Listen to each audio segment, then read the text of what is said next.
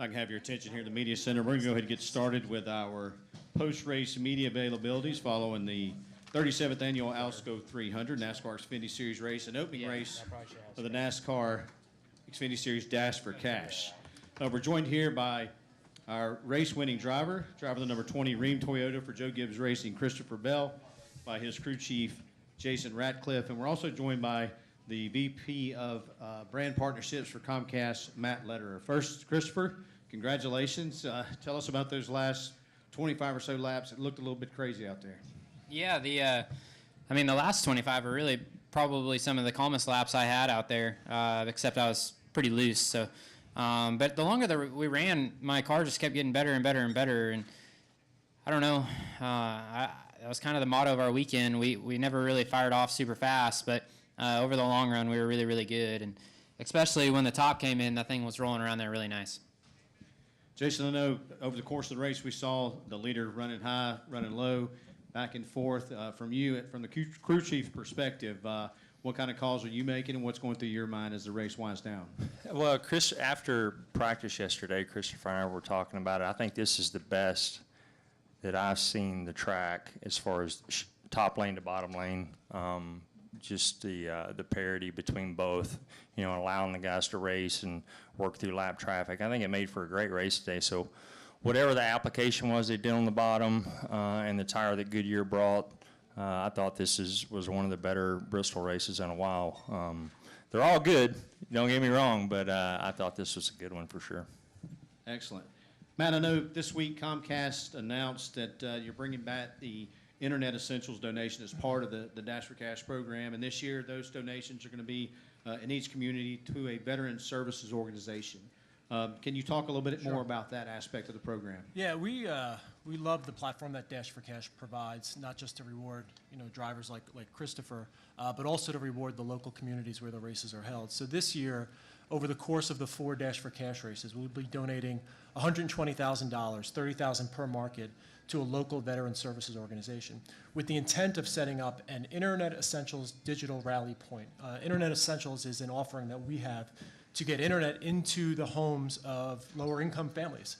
We're a digital first world now, and it's really important that they have that. We're extending that now to the veteran community as well. So since 2010, we've hired over 15,000 veterans, reserves, spouses of veterans, and 6 million people have been connected through Internet Essentials. So this year, in each of these markets, veteran service organizations will set up these hubs. There'll be locations for veterans to go who maybe don't have the wherewithal to have computers and internet.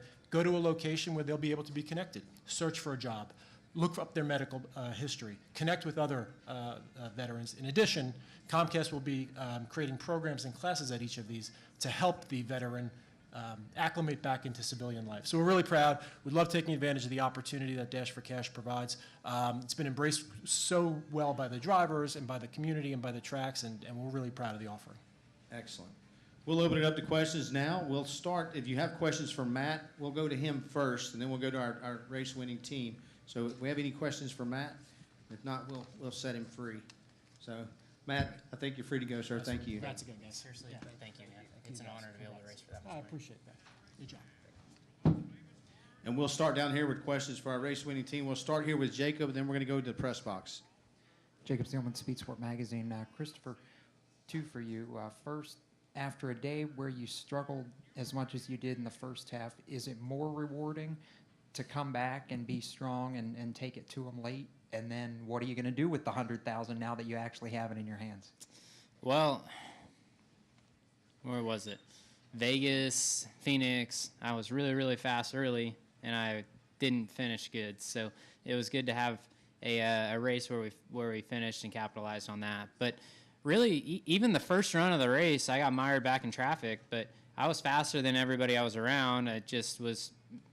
I knew our pit crew was really good, and just trying to take care of my car. So we were kind of in a hornet's nest there, and there were a bunch of opportunities that I had to make moves on guys whenever I was back in that 7th to 10th range, but I decided not to just because I didn't want to crash.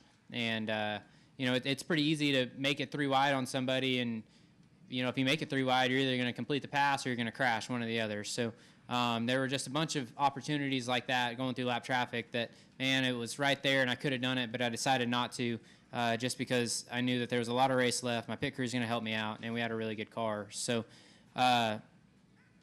getting stuck in the back like that at the beginning of the race, I wasn't too concerned about it. And then once we got up front, obviously this thing was really, really fast on the long runs. And I was a little bit nervous when we had that yellow with 30 to go because I didn't know if that was going to be enough time. And then it worked out perfect with our teammate staying out. I was able to get cleared up behind him. And then, he obviously did a great job on older tires. But for him to win the race with that old tires was going to be pretty difficult. Man, I don't know. I need to look and see how much I get of it first. But, yeah, I don't know. I'm definitely going to have a sprint car at some point, so it'll probably go to that. We're going to go upstairs to the press box, then we'll come back down here. Go ahead, press box.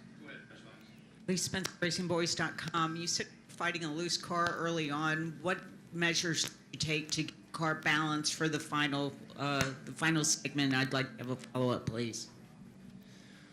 Well, it was hard to tell, how our car was going to stack up in the first stage because we were, as Christopher mentioned, we were kind of back in traffic the whole time. And then at the end of the second stage, he drove back up through there, and I think we finished third. And at that point, the car was really quick. So we didn't want to do too much to it. We knew that at that point it was fast enough to win. And we didn't want to spend any extra time on pit road. But this is a track that, I just came in from outside, and it's pretty warm out there. And as much rubber is on this racetrack, it changes pretty quick, especially at the end of these races. And sometimes it's you can have the best car at one point in the race, and if you don't go the right direction or you go too far, then you put yourself with a fifth place car. So we made some small adjustments to try to tighten it up at the end, but we didn't do a lot to it.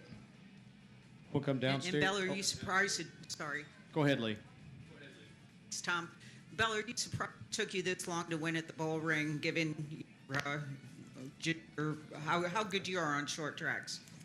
Yeah, I mean, obviously you want to win them all, but my first Xfinity, in trucks, I struggled here. I never had a truck race where I was competitive. So that being aside, I've had 3 Xfinity races now, and the first race last year I was really, really competitive before crashing, and then the second race I was close. I ran second. So no, I mean, I'm not really surprised that it took me that long to win, but it's definitely a racetrack that I really enjoy, and it's probably P1 on my favorite list.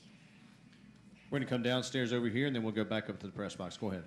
Christopher, can you take us through that win and move? You sort of went low, and then your teammate goes to block, and then you go high and find a way around him. I know you had a little fresher tires, but still the move that you made there. Yeah, he did a great job. He really did. This place, for whatever reason, suits his driving style. He should have won this race last year. So he was really, really good. He did a good job on the restart, getting out front there, and then he just couldn't quite hang on those older tires. As my air pressures built up, I was able to kind of run him back down, and then he just wasn't good enough to hold me off. But I knew I was going to have to do kind of the slide job and then hopefully take the top away, which I was able to do. We'll go back up to the press box. Go ahead. Christopher Jerry Jordan kicking the tires tight. This place obviously pretty historic, but you were talking about winning that award. What are your plans for that sword? It has cool trophies here. Yeah, it'll go up with my other trophies, and I love that thing, man. Jason's had one sitting in his office ever since he moved to the Xfinity shop, so I've been looking at that sucker for a year and a half now, and now I get my own. Do we have additional questions in the press box?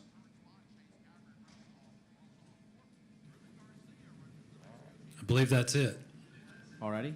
Downstairs, additional questions for our race-winning team. We'll come over here to Zach and then Jacob again. Zach Albert, NASCAR.com for Christopher. This puts you back in to the Dash for Cash field for Richmond. How encouraged are you for running there, given you guys' past performance there? Yeah, I love going to Richmond.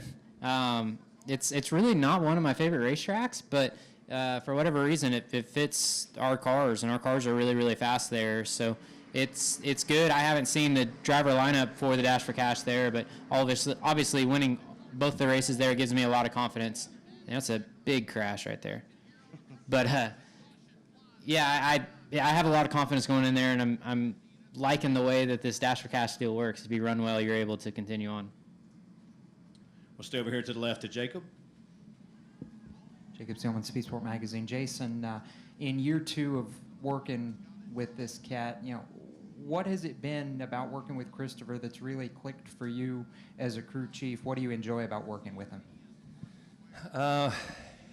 He likes to win. I think that's what I enjoy the most. But, super talented, obviously. I think, everyone saw that, another example of that today. And so that, that keeps myself and the team motivated and, driving forward and putting the long hours in, because we know when we get to the racetrack, he's gonna get in there and will that thing. So, and he's just, he's a great guy on and off the racetrack, and we really enjoy working with him, and obviously winning's fun too.